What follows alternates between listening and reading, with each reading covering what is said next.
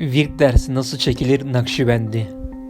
Virt dersi almanın bazı şartları vardır. Bunlar şunlardır. 1.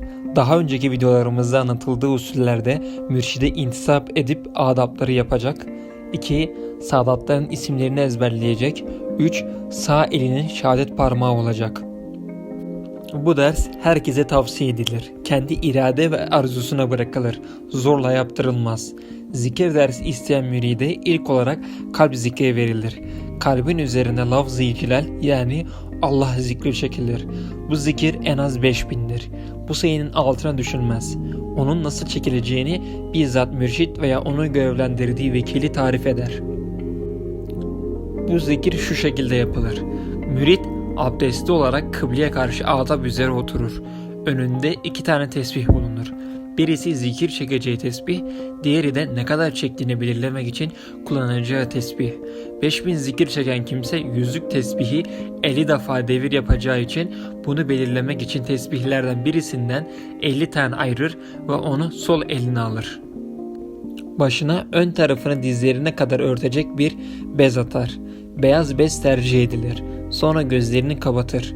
Zikre başlarken günahların kalbi sardığı, bu halle gerçek zikrin çekilemeyeceği, ilahi yardıma muhtaç olduğunu düşünerek 33 defa Estağfirullah der.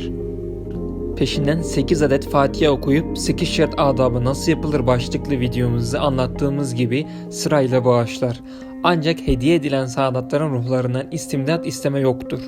Kalbin uyanması, toplanması ve zikre hazırlanması için biraz yani 5 dakika kadar veya daha kısa mürşit rabıtası yapar, mürşitten manevi destek ve feyiz bekler. Sonra sağ elindeki tesbihini elinin baş parmağı ile orta parmağını birleştirip sol memenin 4 parmak aşağısındaki insani kalbinin üzerine koyar. Dilini damağına yapıştırıp şehadet parmağı ile tesbihi hızlıca çevirirken kalbiyle Allah, Allah, Allah diye zikreder. Yüzlük tesbihi sonuna kadar çevirince diliyle kendi duyacağı bir sesle İlahi ente maksudi ve ridake matlubi der. Bunun anlamı şudur: Allah'ım benim maksadım sensin, aradığım ise senin rızandır. Bunu söylerken aynı anda bu sözünde sadık olmadığını, nefsinin yalancı olduğunu düşünür, tekrar azimle zikrine devam eder. Bu duayı her yüzden sonra söyler ve böylece tesbihi 50 defa çevirerek 5000 virdi tamamlar. Virdin sonunda amelimi hakkıyla yapamadım diye üzülür. Allah'ın rahmetine güvenir, zikir esnasındaki kusurları için 33 defa estağfurullah der ve gözlerini açar. Virt esnasında rabıta yapılmaz. Bu tehlikelidir. Virtte kalp sadece zikre bağlanır. Alemlerin Rabbinin zikrettiğini düşünür. Bütün dikkatini kalbindeki zikirde toplar. Kalp zikrini vekiller 21.000'e kadar arttırabilirler.